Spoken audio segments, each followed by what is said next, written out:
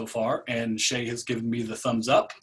So if you guys are ready, we're going for it. Remember, you can hit the reaction button anytime you want to give a thumbs up or applause, especially when our award winners are announced. If you want to give them some applause, use your speaker view, and I think everything worked fine.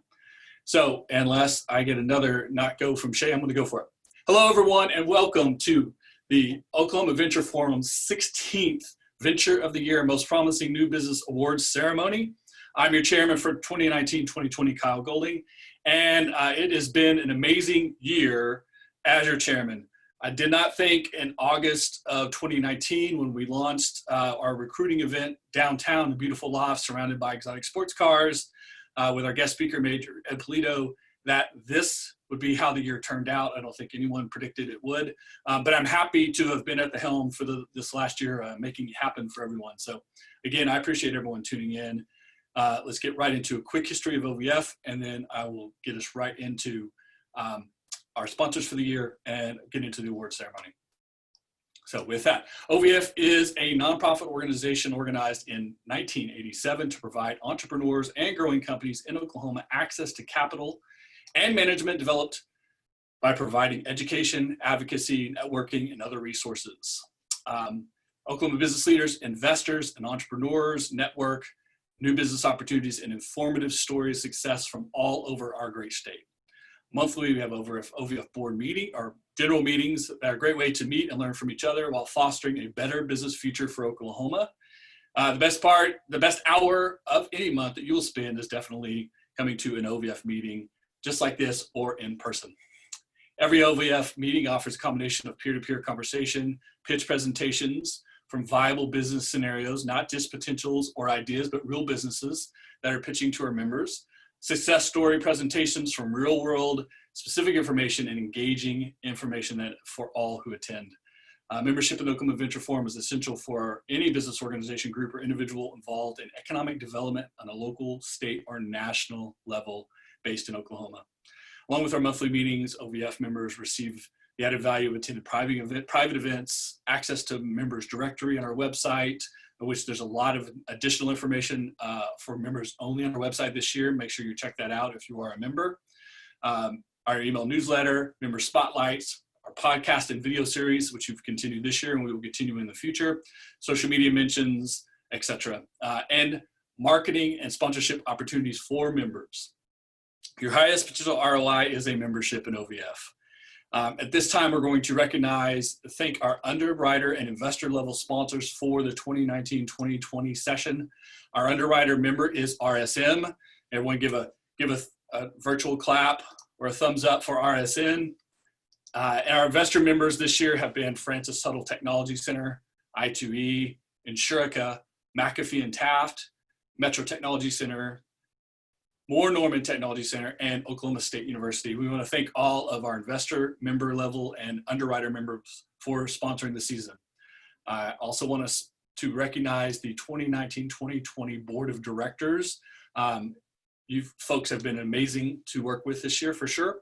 Ryan Butts from Chestnut Street Advisors, Ryan Cargill from I2E, Steve Davis from Insperity, Alice Frentz from Churchill Consulting, Cindy Friedemann, Metro Technology Centers, Maureen Hammond, Norman Economic Development Coalition, Andrew Pollock, and I just realized I'm gonna go right over Shay's note, this thing she told me not to say. I'm gonna go ahead and do it anyways. Michael A. Slade, PPLC, Jim Stingle, Andrew Pollock, OU Office of Technology, Thomas Vaught, Victory Real Estate, Aaron Webster from Cameron Ventures, Daniel Will, OSU Research Foundation. So next, I would like to recognize our OVF Executive Committee for 2019-2020. James Denton, Allridge and Associates, PC, has been our treasurer. We have a new incoming treasurer, Jim Salmons from RSM. Gary Derrick and Briggs has been our secretary. Henry Dumas from Metro Norman Technology Centers is our vice chairman.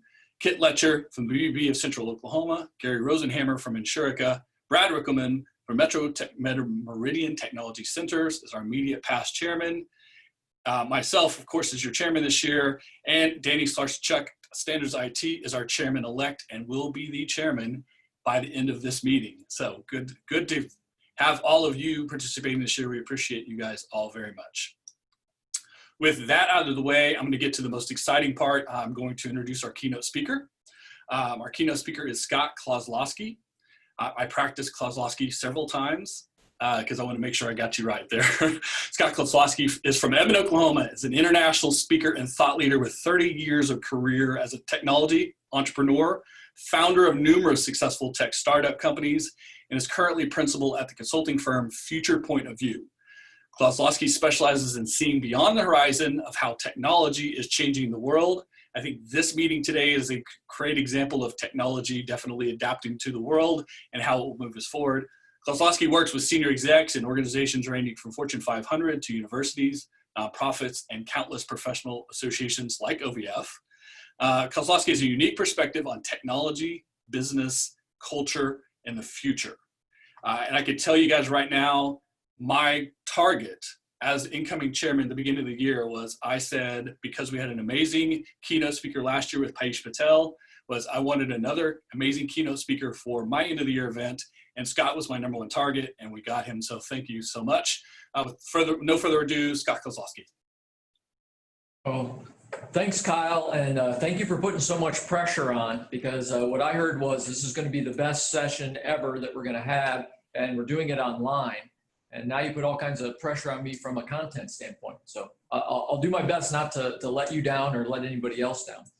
I was thinking this morning that it's interesting that I will forever be able to say I was probably the first keynote speaker that got to do this all completely over video during a pandemic. I may be the only speaker that ever gets to claim that. So here we are.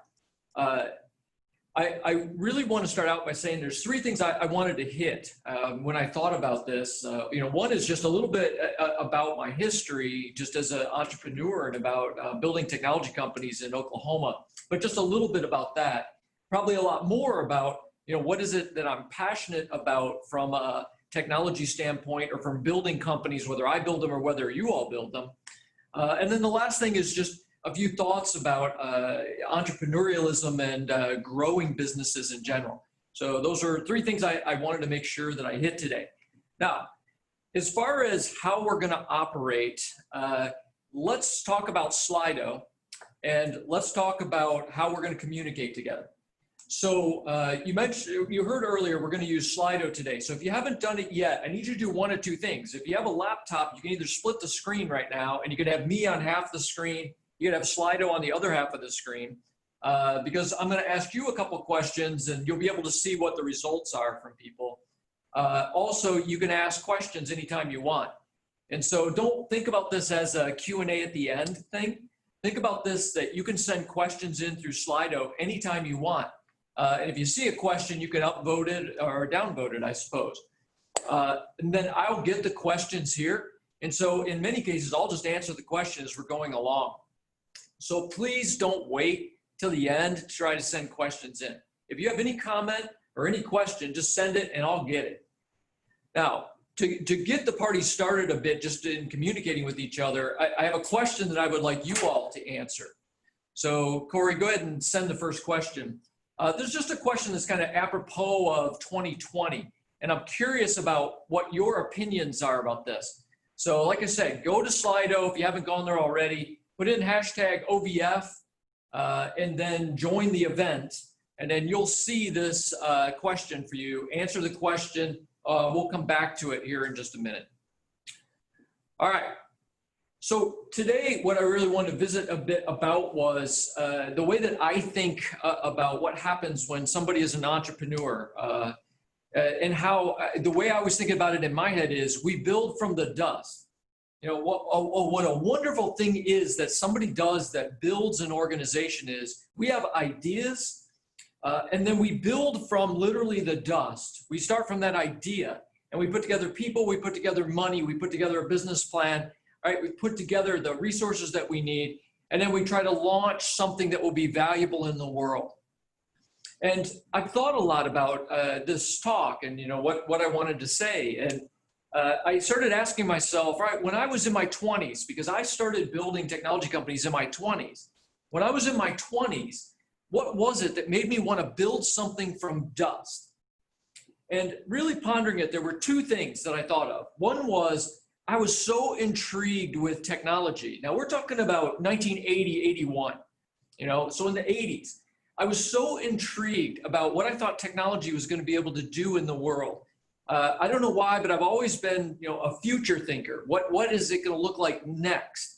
And so in the early 80s, I was thinking about PCs and the ability to write our own software. What were we going to do with that? And so I had this passion for this field of technology and what it was going to do to humanity. And then I also wanted to provide something of value. I wanted to help the world. I didn't want to just have a job where I worked for somebody else. I wanted to help the world. And I thought, well, here's the great intersection. I could work in an area that I like. I could try to build companies that will help the world in some way, and I can make money at this. This is perfect for me. And that's kind of what started my story back in the 80s. And ever since then, I have built software companies and we've sold them. A couple times things didn't work out so well and we would go to build something and have to close it. Luckily, I've had more that have made it than have not made it, but I've seen both sides. I love the idea of being able to create something from dust. Now, today, probably arguably since the middle 90s or 2000, I've been building in a world, and any of you that have been building any technology companies, you're building during a digital transformation, which to me is a 50-year time in history. And so I want to unpack a little bit for you what that looks like. And let's start with this term, HUMALOGY. One of the questions that I don't think gets asked enough is what is actually transforming? And I told you that what drove me a lot to build businesses was I wanted to help the world, and I had this passion for technology and what technology would do to humanity. So when I started hearing this term, the digital transformation, I had to really stop and think, what is that? It's not just that we're getting more technology. It's that humans and technology are integrating. We are integrating in a way that is creating a different species, certainly a different economy, a different world. What's transforming is not more technology. What is transforming is the integration of humans and technology to be able to do any process or system or create value. And there's a word for that, right? And the word is HUMALOGY, right? The integration of humans and technology to get something done. So let me unpack for you a little bit what I've already seen in my career and then what I see coming. And let's look at kind of digital transformation through stages. So what I really believe, if I think about a better description of the digital transformation, I would call it more a HUMALOGY integration. Again, it's too simplistic an answer to just say, oh, we're getting a lot of technology. Those are just tools. I mean, the technology are just tools. So you have to really look at the impact on society or the impact on humanity of what we are getting. And I've thought a lot about, well, what are the stages or what are the steps that we're going through? And a lot of you might be able to relate to this. So when I started my career, right, go back to 1980, what we were really doing then was just basic device usage. We were building out desktop computers, to be honest, operating systems. We were just starting to build basic devices and the software behind them that would facilitate us being able to build the internet and build lots of other things. But that's where it started. And then we moved on to a second step. We connected these devices. And so obviously when the internet came out in the 90s, we were able to now connect devices into a worldwide network, which completely changed the game and completely changed the opportunities that we had. If you looked at the companies that I've built, I started off with computer stores, and we just sold computer stores. And then if you look at the next kind of company that we built, we started doing things more leveraging the internet and building more software systems that could leverage the connection across things. But if we move forward now into a step 3, we moved into, I would say from 2000 to today, right? We moved into much more of a world of ambient relationships. So the world of social technologies. Once we started to connect things, one of the big things that we connected was relationships between companies and people, or relationships between people, one-to-one, one-to-many, right? So we created a world with virtual or ambient relationships And that was really kind of step 3 in this integration of humans and technology. Technology started to play a massive role in how we connect with each other, and it still is. All right, step 4, ambient devices and robotics. It's the world we're stepping into now, the world of IoT, the world of 5G. I highlight 5G because we have to understand that as we move to this next stage of HUMALOGY, right, we're having to constantly increase the network, the speed, the ability for us to, humans and technology devices, to be able to interact and integrate. And that's really step 4, right? A world of ambient devices and robotics and machine intelligence starting to come up. And put those together, that was our next step, and that's what we're really in today. Go on to step 5. Now we're in a world of ambient intelligence. So if we play out the full scale of machine learning and deep learning and decision support systems and all the different forms of AI, we move into a world of ambient intelligence. So now it's not just that we have devices. It's not just that we're connecting with technology at that level. We're now connecting with technology to help us make decisions. Now, that's hard to get people to understand, what that means, ambient intelligence. And I want to stop here a second, because if you look at the horizon of what you could start today, what are all of the businesses we could start today? And you understand this model that I'm showing you. The thought of, well, what could we do with ambient intelligence? And I'll give you just one example. It's lunchtime right now, and I haven't eaten yet. And I'm really kind of in a studio with Weston and Corey, and they haven't eaten yet either, right? If I think about what will happen when we move to an ambient intelligence world, we might just, we're done here, refer to our AI to see what we should eat. And the reason we will is the AI will have a much better idea of what we should eat to be healthy than we will. Why? Because we got wearables on, and the wearables tracking 30 pieces of information off our bodies right now. And so the wearable takes that information, dumps it into a food AI, and then it calculates for us exactly what the 3 of us should go eat right now. And it would be different for the 3 of us. And so if we just did what the AI told us, we would be extremely healthy. Why? Because an AI can make better decisions about what we eat than what we do.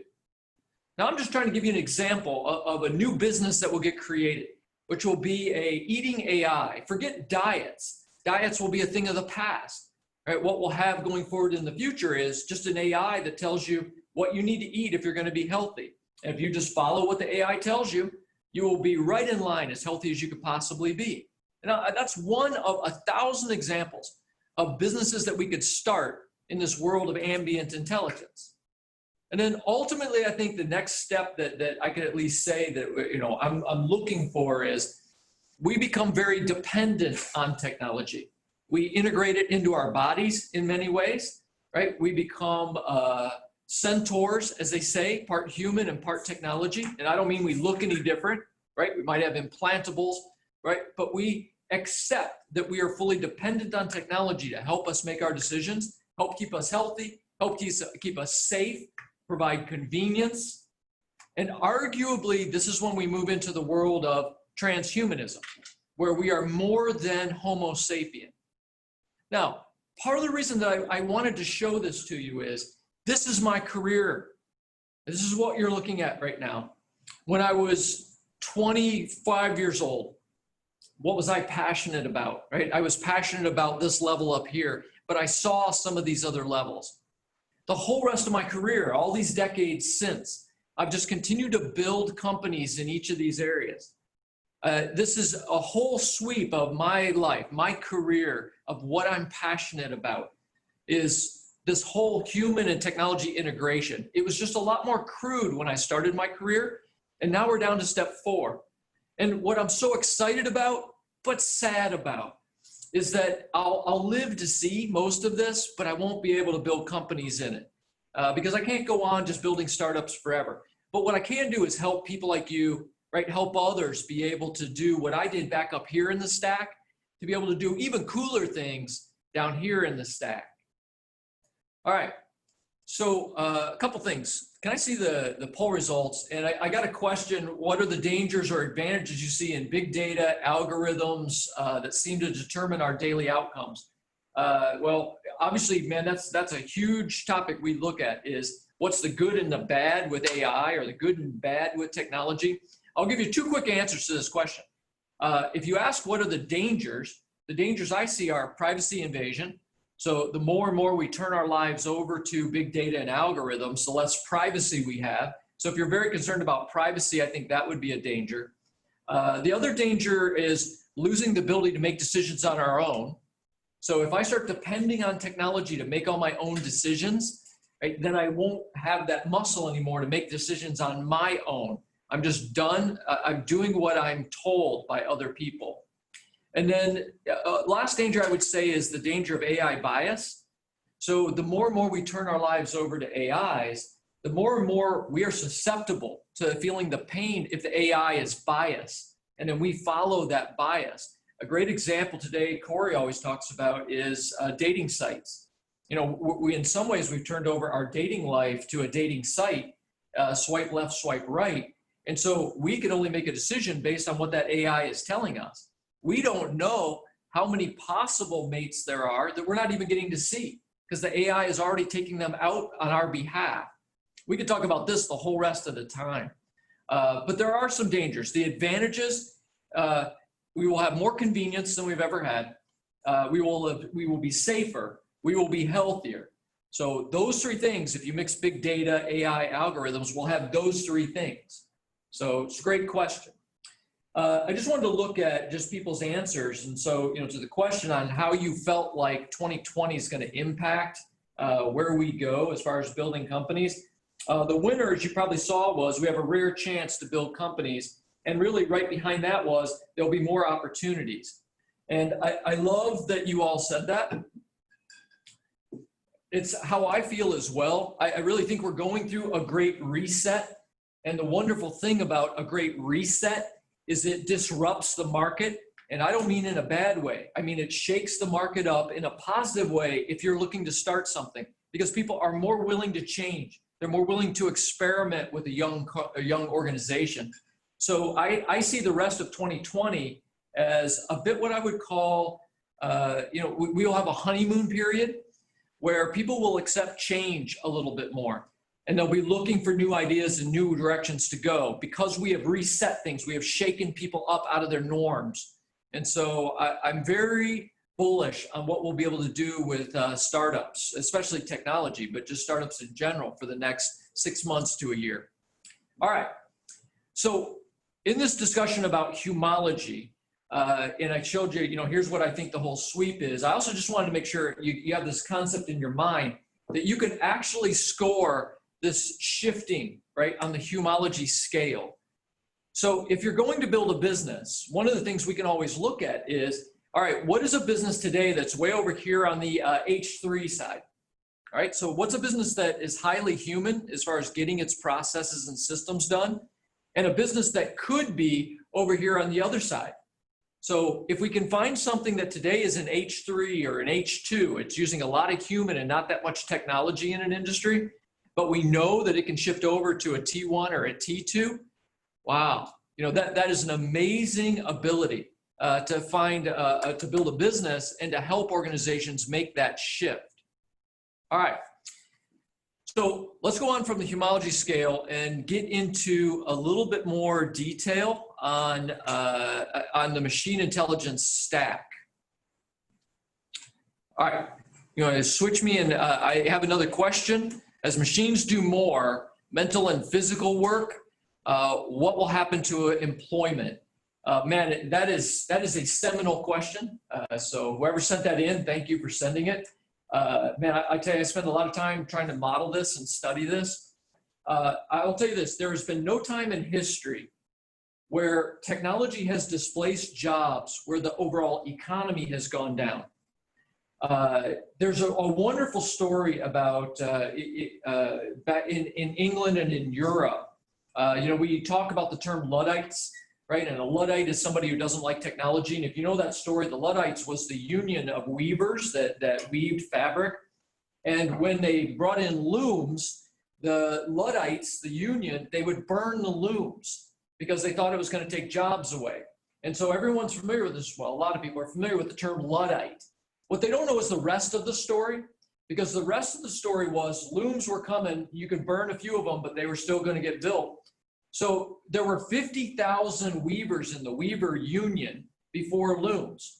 After the looms came in, it ballooned up to 250,000 weavers. So instead of taking their jobs, there was 5 times as many jobs. And the reason for that was it brought the cost of fabric down. And as the cost of fabric came down, people bought more outfits. So instead of only 2 or 3 outfits, they had 10. Right? What the Luddites didn't understand is you bring in a lot of technology, it doesn't always take away jobs. Sometimes it amplifies the jobs. Now, I think in our modern world, automation is it's gonna kill certain types of jobs, highly repetitive jobs.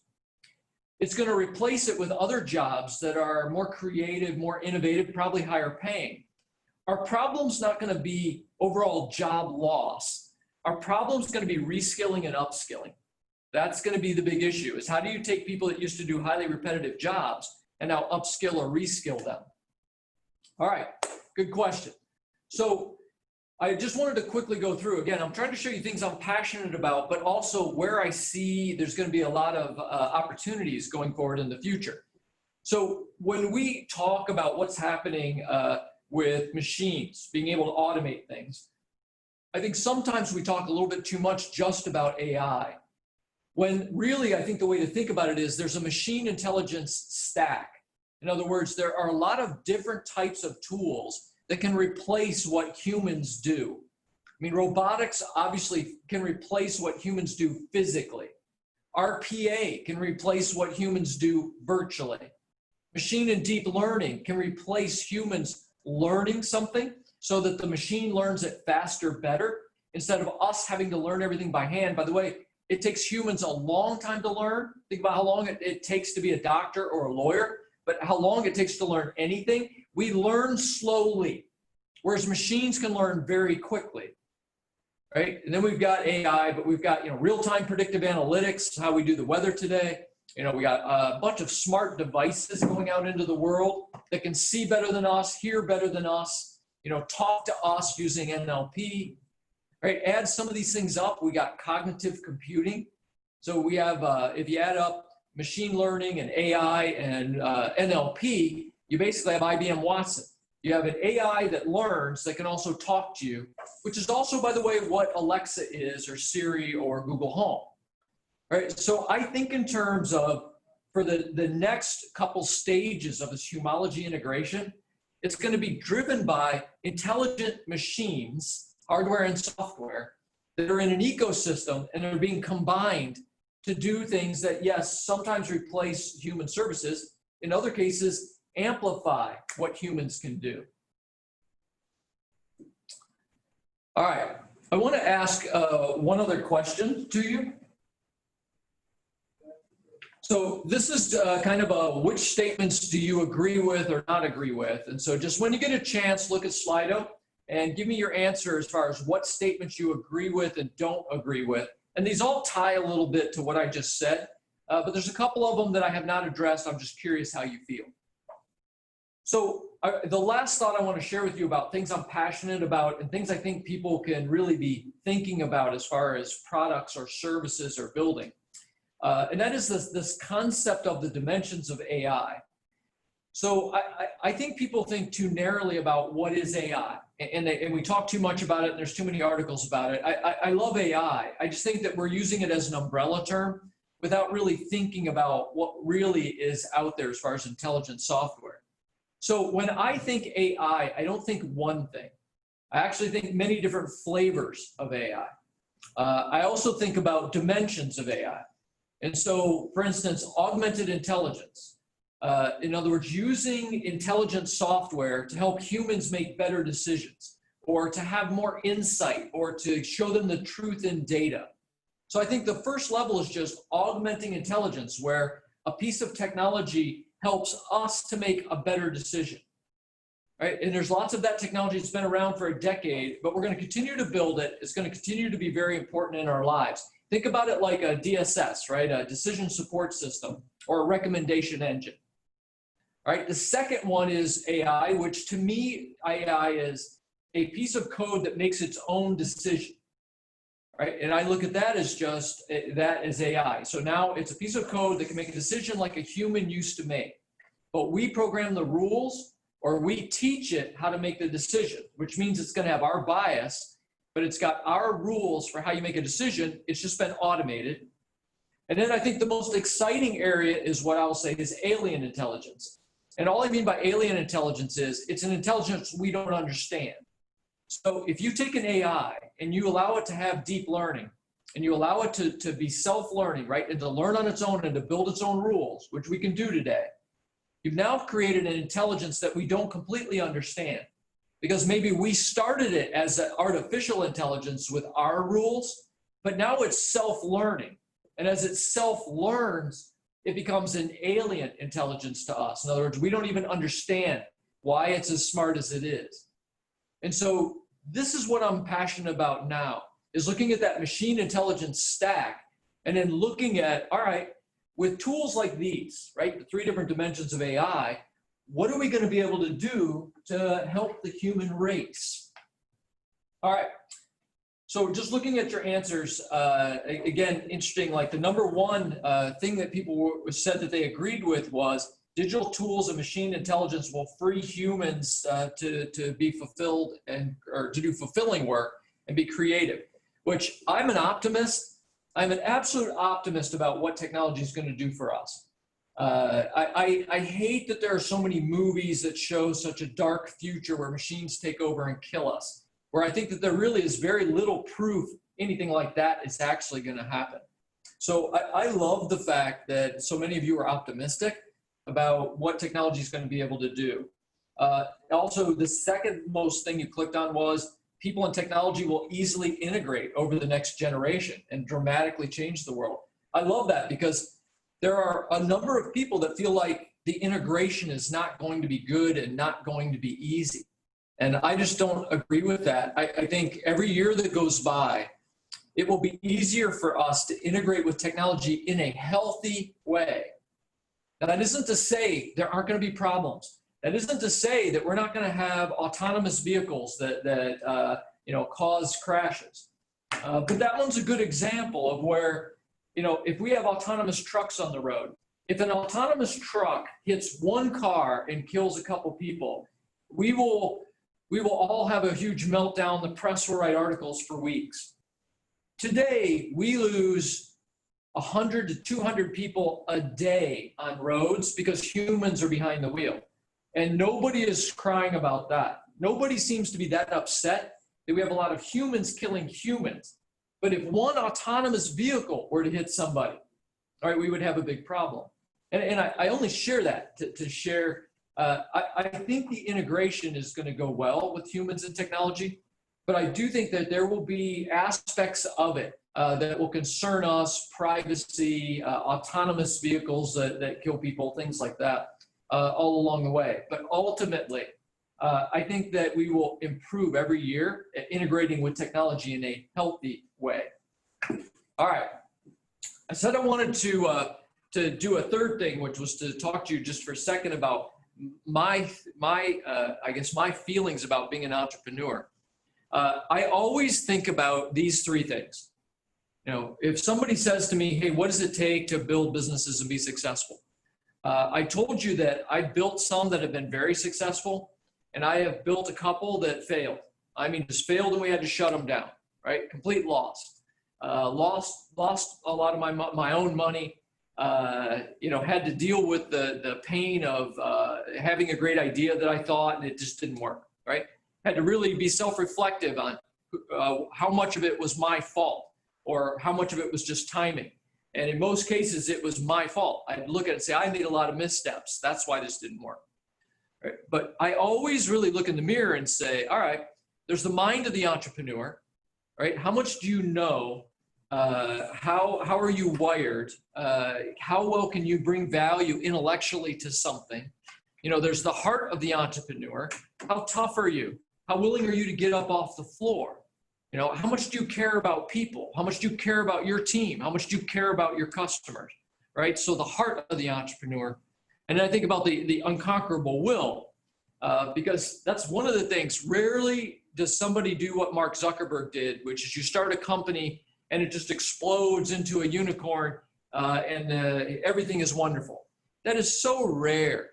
I mean, we all know that the vast amount of people who try to do a startup, it doesn't work the first time. We also know that organizations, even if they last 5 to 10 years, they may not last 15 to 20 years. If you're going to be an entrepreneur, and I get labeled sometimes as a serial entrepreneur, which I guess just means I've done it more than twice, right? But one of the things, again, when I look in the mirror and I say, okay, how do I evaluate myself over my career? I would say, all right, well, mind of the entrepreneur, I did not get good grades in school. I did not go to college. I was one of those self-taught computer people. The best thing I have going for me from a mind standpoint is not IQ. In fact, I'm almost positive William Paiva is on this. I think I saw your name, William. If you looked at William and I, William's got an outstanding IQ, right? He's brilliant. I'm not brilliant like William is. I do love to learn though. And so the big advantage that I've had just from a mind standpoint is I work really hard to learn. So once I'm interested in an area, man, I will study to try to be really good in that area. But man, I've never said, well, I'm smart, I'm high IQ, I'm brilliant. I've never felt that way. Yet I think I've been successful because I like to learn. And that's one of the pieces of advice I would give to all of you. Hey, if you're William Paiva, I'm not saying it's easier. I'm just saying, hey, he's got a brilliant mind, right? So he can come at this at a different angle. If you're not William Paiva, right, then I suggest you be really good at learning. The heart of the entrepreneur, if you know me, if you've ever worked with me or you know me or you work here, the heart and the mind is balanced with me. I care about people in general. I care about our team. I care about our clients. I care about all of them more than I care about money. I care about doing the right thing in the world. I care about trying to have ethics and morals and be a good example for other people. I try to have my heart in the right place. And I only say this because I would like that for all of you as well. It does not serve the world for you to be a wonderful entrepreneur, but you're a terrible person.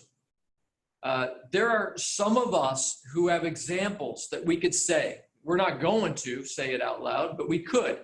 We could say, oh, well, that's so-and-so, right? Great, successful entrepreneur, but man, as a human being, a little bit rough, right? So I think I would like you all to think about that, to just check, right? What kind of heart do you have? That's critical. And then last, the unconquerable will. You know, to some people, you know, that sounds pithy. It sounds very Winston Churchill-ish, right? An unconquerable will. But in reality, it doesn't matter whether your company goes great for a while or it doesn't go great. It doesn't matter. Building an organization from dust is hard. And it is just hard. And the only way that we can be successful is to have that unconquerable will, that we can take losses, that we can take failure. We can take those things, learn from them, get up and keep going. And if you do not have that ability, then it is tough to do startups, or it's tough to be an entrepreneur. It's tough to build anything. Because like I said, rarely is something 100% win. So anyway, this is what I would tell you if you came to me and somebody said, hey, what has helped you be successful? It's just been these 3 things, right? I learn as fast as I can learn. I try to have a heart for people and have my heart in the right place. And then I try to get up from failures or get up from things that don't go well and don't let them slow me down the next time. So let me end on this. I think one of the things really important, I saw a lot of the names, and some of you I know and some of you I don't know. You know, my dream, if I said, gee, you know, how did this talk land with all of you? You know, one of my big dreams is that you really would think about this. Like, well, what are the footprints you want to leave?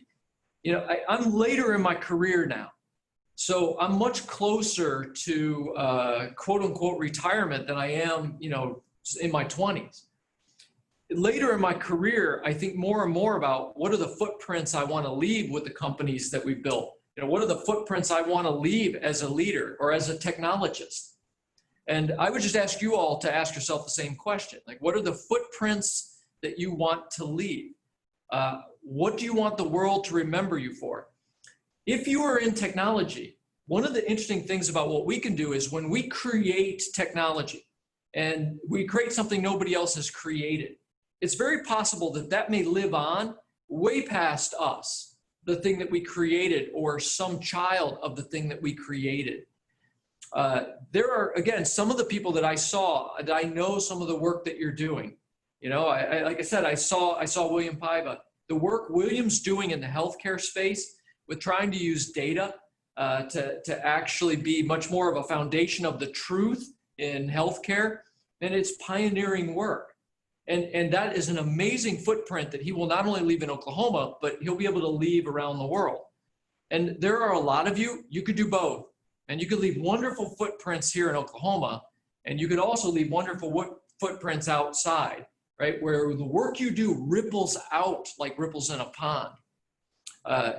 Make your life mean something. I guess, it isn't just about building organizations. It's about building good, healthy organizations, right, that play a great role in the world so that you leave a positive footprint on what's going on.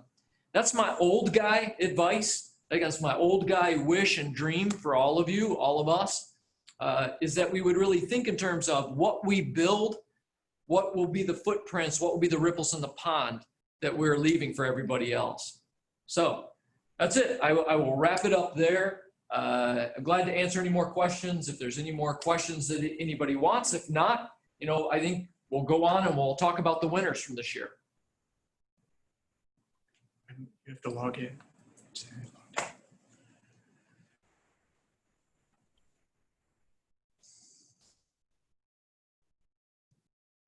Okay, Scott, I think you broke everyone's brain there. So I don't see any questions coming up in the chat. Real quickly, everyone, hit that reaction button. Let's give a round of applause to Scott for that presentation. Definitely also want to thank Scott's team. He's got a whole team of people there making it happen. Shay's been working with Scott's team for the last couple of weeks. They put a ton of extra effort into this. And special thanks to Steve Davis for helping us connect with you, Scott. We really appreciate you being here. Everyone, quick round of applause for Scott Klososky. Yeah, hey, Kyle, one other thing. I just want to remind William, he owes me $20. There you go. You did pump him up really well today. $20. And I concur that the smartest people in Oklahoma are in OVF. I absolutely agree with you on that. And number two, you're probably not aware, we had an unofficial theme this year, which is you can do that in Oklahoma. The idea that you can't do that in Oklahoma is just out the window. One of the reasons I wanted to have you on, being an Oklahoma guy, that could prove that you can have international careers and be based right here. So your follow-up on that today was absolutely perfect. Appreciate you very much. Yeah.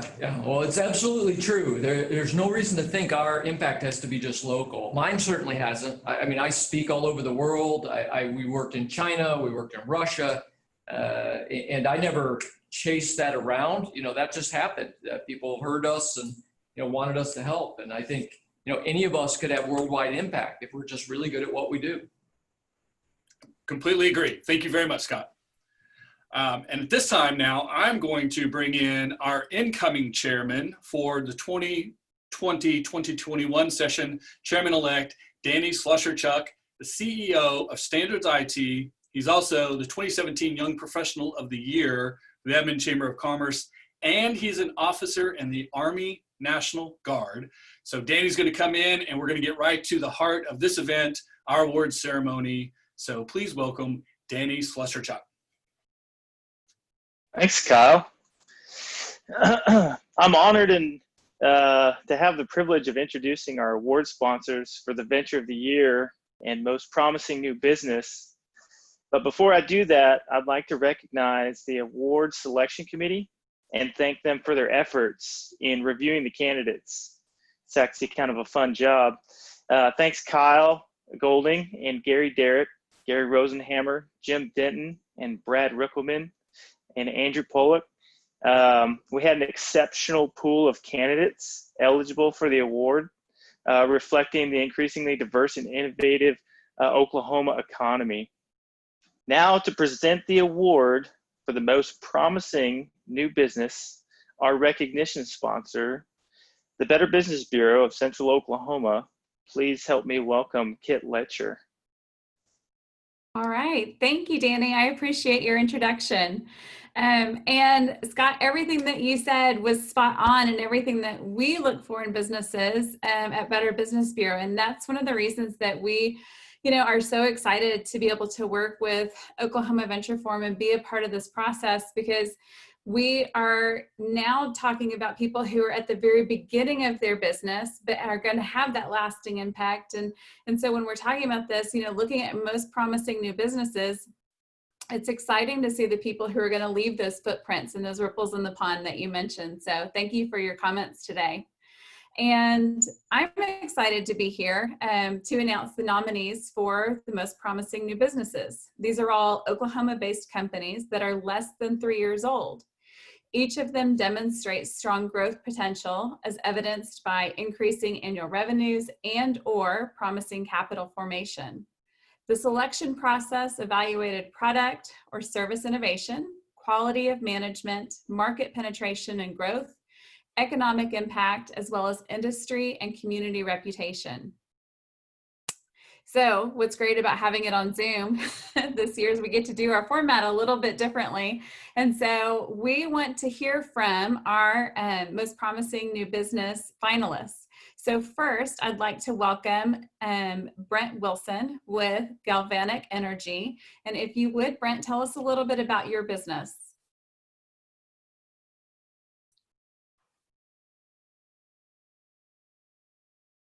Maybe.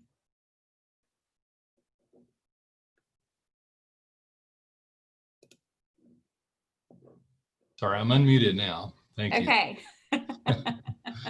Sorry. Thank you, Kit. And thank you to the Oklahoma Venture Forum for selecting Galvanic Energy as a finalist for this year's Most Promising New Business Award. We are honored to be considered alongside Canopy Weather. Galvanic Energy is a lean, new venture startup composed of 6 full-time employees with extensive experience contributing to American energy independence. Keenly aware of the great energy transition from fossil fuels to renewable energies, we are committed to combining the best of both worlds. As such, we have a truly unique mission to convert aging oil fields to produce electrochemical resources for renewable energy. We're specifically talking about lithium ion extraction from industry-produced wastewater. Lithium used in high-performance batteries for electric vehicles and battery storage systems needed to moderate solar and wind energy. Based on this mission, our BHAG is truly audacious, but tightly focused to deliver the #1 lithium supply for America's green energy future. America today is completely dependent on other countries for critical elements such as lithium. China today controls more than half of the world's lithium production. Specifically, the US produces less than 2% based on the limitations of conventional mining. Our unconventional perspective, Galvanic Energy is focused on deep lithium-rich reservoirs associated with certain oil and gas fields. Our reuse of small historic well sites and existing infrastructure avoids the enormous environmental footprints created by conventional lithium mines. See it for yourself, Google it, but later, please. Moreover, our concept potentially provides new life for oil and gas producers and stimulates economic resurgence in communities affected by diminished industry activity, something we Oklahomans understand.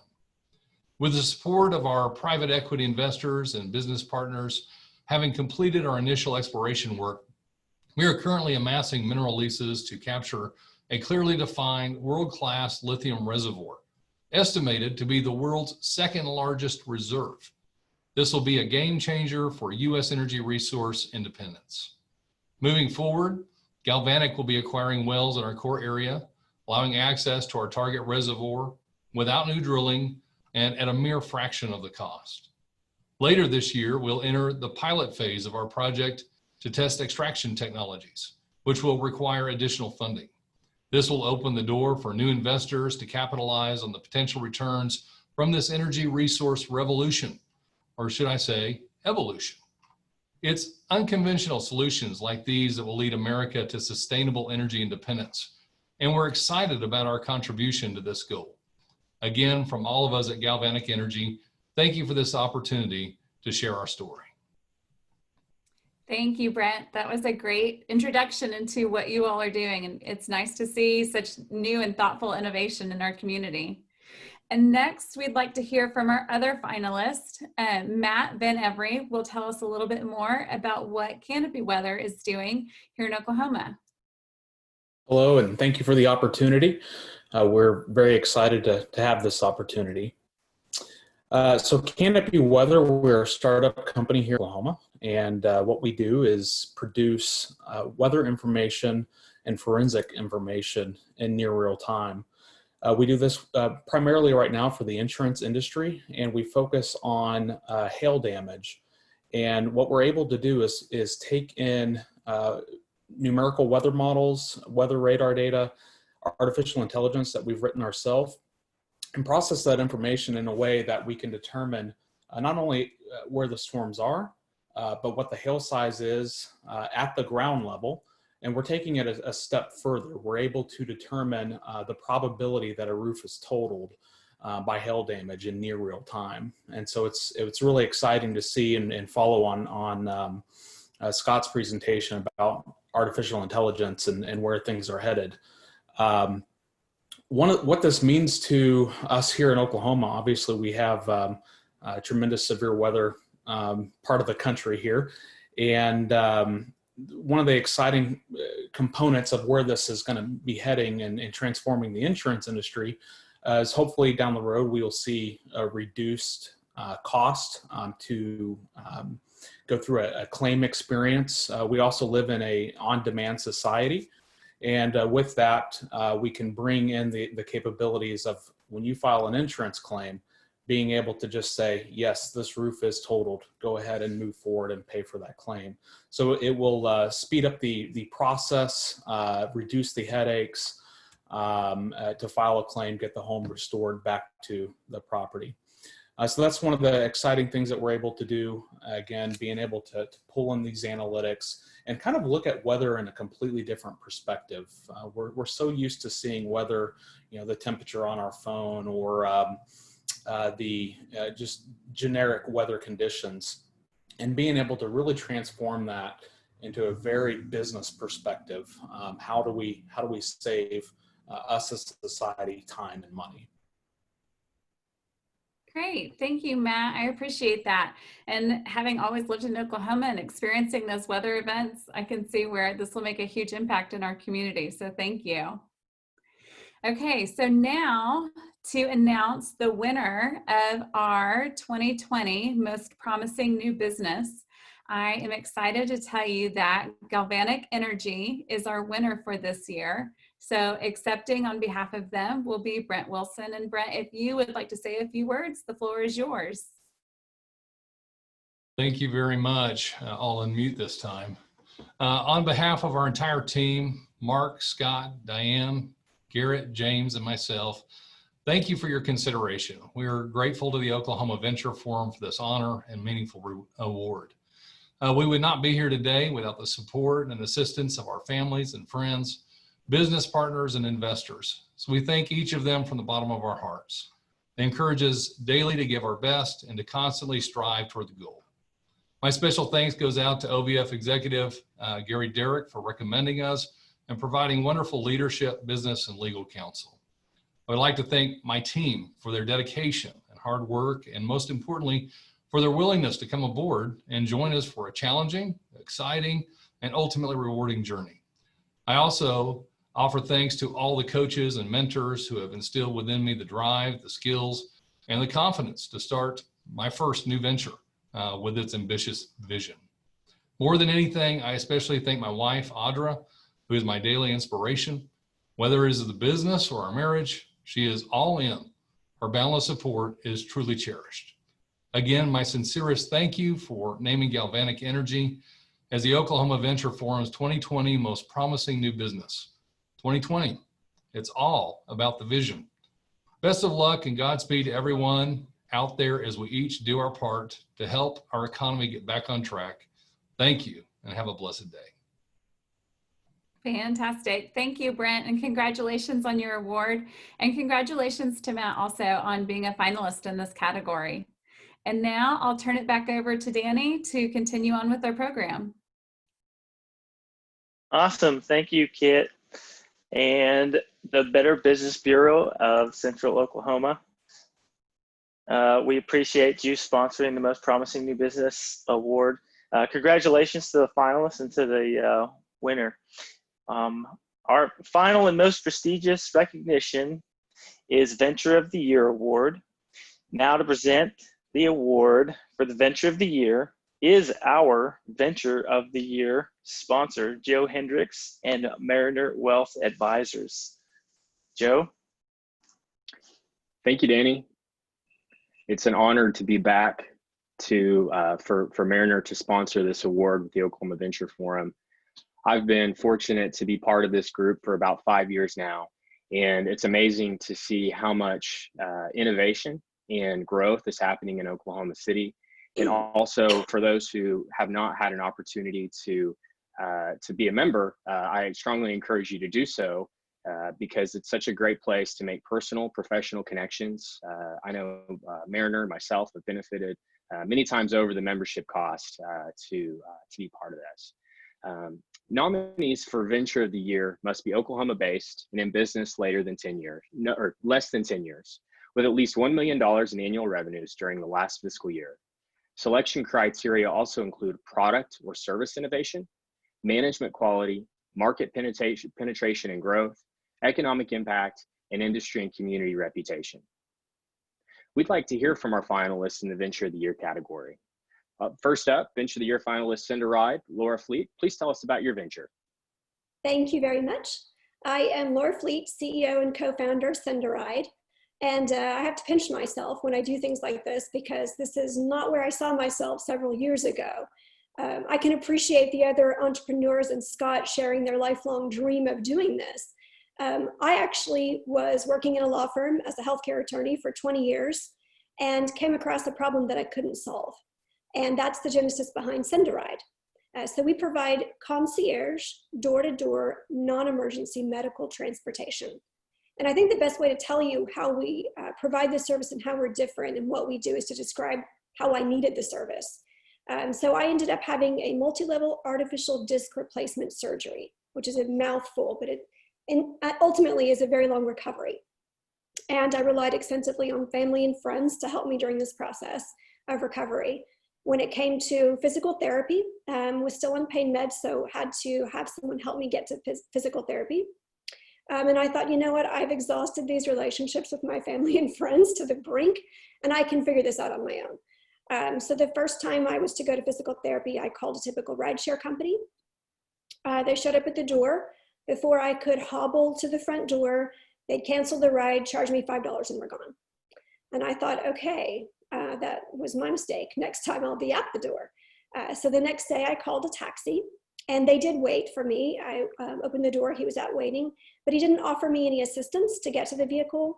And as I'm in the back of the car, it's suddenly occurring to me, I don't know how well this driver is vetted. I don't know the background. If he turns left instead of right, does anybody know? And it just made me kind of situational awareness of what did I get myself into? And then when I arrived at physical therapy, you know, he announced we're here and I really needed some help getting out of the car.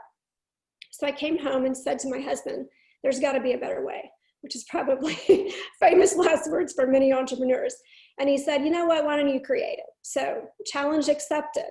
I created Cinda Ride, and I have to say I'm extremely grateful to I2E's venture assessment program because I had no clue what I was doing. I just knew what I wanted to do. And they helped me understand the whole is your baby ugly process. And so I began talking with my clients that were many of the hospital CEOs there that I worked with at the law firm and said, is this a real problem? And they said, not only is it a problem that people can't get to their medical appointments, it's a line item in our budget. So then the light bulb went on, right? And I said, okay, now I really am going to solve this problem. So Cinda Ride is very different because it's door-to-door transportation through care partners, which are our drivers. They actually provide a very concierge service. They can be matched to the patient's specific needs. So in my scenario, if you replayed that with a care partner in the car, the hospital or the physical therapist could have booked that ride. The care partner would have come to the door, presented photo ID in a vehicle that's marked Send a Ride, walked me to the car, and then walked me in. They could have been matched to me. For example, if I was speaking Spanish as my primary language, I could have had a Spanish-speaking driver. So it's a very different service, and we're a B2B service though. We have an app in the App Store, and we have a lot of individuals prior to COVID that booked a ride for social visits, to go to medical appointments, obviously, but to go to church on Sunday. But we're primarily a B2B company. We contract with all the area hospitals, health plans, providers, and a lot of work entry programs. So we really are here to serve the frail, the vulnerable, and the elderly as our population. That has turned out to be a niche that has not been met by anyone. And part of the criteria for this award, I think, was the ability to expand. And now Texas is calling. So we are not only serving the entire state of Oklahoma, we are now in Dallas, Fort Worth, Houston, Austin, and San Antonio. So that might have been one of the reasons that we were nominated for this. So that's a little bit about Send a Ride. We have a website if any of you are interested. I did not mess around with the name. I didn't use anything like Uber or Lyft that you had to Google to figure out what it was. It's Send a Ride. So that's a little bit about us, and thank you very much for the opportunity. Thank you, Laura. It's so impressive to see what you've done and such a needed service for so many people. I can certainly relate to some of those challenges that you're helping people solve. Well, next up, we have our Venture of the Year finalist, Insights to Behavior. Kenton Levings, please tell us a little bit about your venture. Good afternoon. I'm Kenton Levings, the CEO of Insights to Behavior. We're honored to receive consideration for Oklahoma Venture of the Year. Insights to Behavior is an innovative behavior management company offering a technology solution to help change student behavior and improve district culture. We've been in business since 2013 and have built a great team of people that support our customers. We currently serve over 2,200 schools and districts across North America. Behavior is one of the most disruptive things a school district struggles with. It impacts learning. It's a strain on funding, teacher retention, and affects overall district culture. We've developed an online system that helps districts build capacity and create consistency in how they create interventions for these students and provide support for teachers and other staff through resources and online training. A typical school district spends on average 6 weeks to create a plan that Insights to Behavior can provide in less than an hour. We partner with school districts across the country, and we really hope to have a lasting impact on education and students. Thank you, Kenton, for that overview. That's great to know. And I certainly could have used you the past 6 weeks when I was having behavior issues at my home school at home. So certainly great to learn more about your business. Well, at this time, I would love to recognize our winner of this year's Venture of the Year Award. The 2020 Venture of the Year winner is Send a Ride. Laura Fleet will accept this award on behalf of Send a Ride. Wow, thank you very, very much. Again, I can never believe when I'm in these scenarios because it's not how I imagine things to be, but I'm incredibly grateful for all of you. One of the things I love about organizations such as this is I learn something from everyone that presented, every one of the other companies, and I love surrounding myself with people who have been there, done that, and provide inspiration to me. So the list of people that I could thank is endless. But I would like to thank OVF for the opportunity, and I would like to thank I2E for the nomination, as well as being my lead investor and providing the venture assessment program to get this entire thing off the road, no pun intended. So thank you very much. Well, congratulations to our finalists and winners. We look forward to seeing your continuing and growing success and helping our community continue to grow as well. With that, I'd like to turn it back over to Danny to continue our program. Thank you, everybody. Awesome. Thanks, Joe. All right, now on to our OVF annual meeting. So our outgoing chairman, Kyle, I actually think that this event is uniquely tailored to your skill set. So I don't know if we could have had a better chairman during this unprecedented year. So I just want to recognize Kyle for doing an outstanding job, and obviously all the people behind the scenes to make it happen was fantastic. But this is a very unique Oklahoma Venture Forum setting, and it seems like it's highly successful so far. I mean, the participation and the ability to get this done on short notice and to react to the environment is just a testimony to your abilities, Kyle, to lead OVF through this time and get it on down the road. So pretty cool. All right, so the board of directors was done in a poll this year, and the motion was approved. So this time I'm going to acknowledge who those people are for the upcoming year. Henry Dumas, Gary Derrick will be the secretary. Henry's going to be the chairman-elect. Gary's the secretary. Alice Frentz will be our vice chairman. Kyle's the immediate past chairman. Kit Letcher is on the executive committee. Jim Salmon, myself, and Gary Rosenhammer. Our board of directors will be Ryan Cargill, Jim Denton, Alice Frentz, Maureen Hammond, Andrew Pollock, Michael Shade, Tom Vaught, Aaron Webster, Daniel Will, Richard Wright. And then our past chairs are Ryan Butts, Steve Davis, Cindy Friedman, Brad Rockelman, and Jim Stengel. The upcoming OVF session, since it's been able to adapt, I think it's going to be pretty awesome. And the polling data that we had at the beginning of this event would suggest that people are optimistic about what the future holds. So it's pretty cool that we're able to do this, and we're going to be able to do some really cool things. But most importantly, we want to always highlight the businesses and the entrepreneurs and things that are going on and help the Oklahoma economy get to where it needs to be. So I think Oklahoma Venture Forum is going to be uniquely positioned to help Oklahoma in the challenging markets that are coming up. Now for the last time, Kyle, I'm going to turn it back over to you for your closing remarks as the outgoing chairman. Danny, I think you're absolutely right that optimism and moving forward and adapting technology and engaging our technology experts like Scott Klososky and the people in this room virtually are going to be essential for all of us moving forward, for sure. I want to begin the ending of the program here by thanking our keynote speaker, Scott Klososky, and his team. Thank you very much, Scott.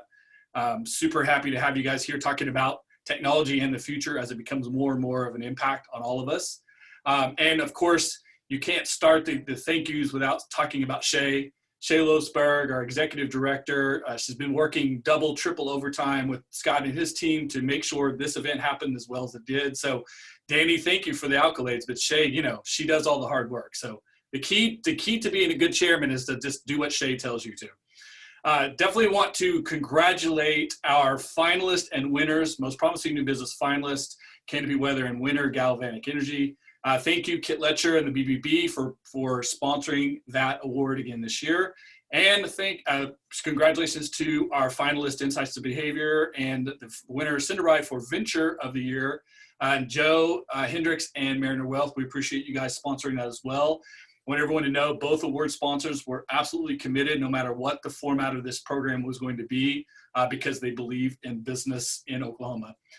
Once again, we want to thank our underwriter member for the season, RSM, and our investor members, Francis Tuttle Technology Center, I2E, Insurica, McAfee and Taft, Meridian Technology Center, Metro Technology Center, Moore Norman Technology Center, and Oklahoma State University. We couldn't do the entire 2019-2020 session without all of those sponsors. And just a few minutes for myself to wrap up on reflections of this last year. I actually was supposed to be chairman next year. Danny was supposed to be the chair this year, but Danny was called to his duty with the Armed Forces of the United States. We thank you for your service, Danny, and for everyone who serves our country in that way. It was my honor to step in a year early and take this on. When we started, we had no idea we would end the year all meeting virtually on a Zoom meeting as opposed to getting together like we normally do. But that's part of life, right? That's the future that's coming. We started the year at our recruiting event downtown in an amazing loft. We're surrounded by exotic sports cars, hearing from Major Ed Polito, the Purple Heart recipient, talking about what it takes to be resilient and to move forward. And that's advice every entrepreneur needs for sure. We heard from high school entrepreneurs this year. We talked about AR and VR and machine learning and medical technology. We talked about mentoring the next generation of entrepreneurs, all these things being very hopeful and forward-looking. And we landed on an unofficial theme that I said it every week, so it became an official theme of, yes, you can do that in Oklahoma, and Oklahoma will be moving us forward. So this event sits right on top of those ideas, I think, absolutely perfectly. So myself as the chairman, I want to thank all of OVF members and anyone who attended the event as a member or as a guest, brought guest. Our board of directors, you guys have been amazing to work with this year for sure. All of our speakers, our power lunch presenters, our pitch presenters. This year, I brought in Dennis Spielman to help me with the podcast and video production while I prepared for each of the meetings. So thank you, Dennis, for keeping our podcast series going as well. And again, you can't say thank you for OVF without talking about Shay. Big round of applause. Everyone hit that reaction button for Shay. Give her props. She does an amazing amount of work for all of us. It's been a real honor and privilege to be your chairman this year, to be involved in OVF. I'm so happy we got this event to happen, but I'm a little bummed out because one of the things I look forward to very much at OVF is getting in the room and meeting and talking to all of you who attend events. I'm always motivated and inspired, and I learn from something from each and every one of you. So I'm looking forward to the day when we can do that again safely and in a good controlled environment. So I'm very much looking forward to that as well. The Oklahoma Venture Forum is exactly what Oklahoma needs right now for our business community to move forward into what business and social life will be post-COVID-19. This disease is going to be around, this virus is going to be around, but we are going to get back to normalcy in life. And the smart people on this call, members of OVF, are going to be the ones who lead our businesses through this process. And so I'm looking forward to working with all of you on that as well. Going back to, again, our official theme of, yes, you can do that in Oklahoma, and we will lead the way for what we're doing here and across the world into doing business smarter and better than we were doing it before we went into this global pandemic. So I'm really looking forward to that. And in fact, I'm going to leave you all with this challenge. Everyone who is listening to this right now, if you watch the video back later, if you're an OVF member, it's our responsibility and our duty to push our business forward, to innovate, to embrace technology, to embrace our people, our corporate culture, our homegrown talent, etc., to move our business community and our cities and our states forward in better ways than we started this year. And so that's my challenge to all of you. I appreciate you guys so much for being here and allowing me to be your chairman this year. And with that, congratulations, Danny, as the incoming chair, the incoming board that's been voted on and passed, executive committee, everyone coming in for 2020, 2021. I'm looking forward to great things from you guys, great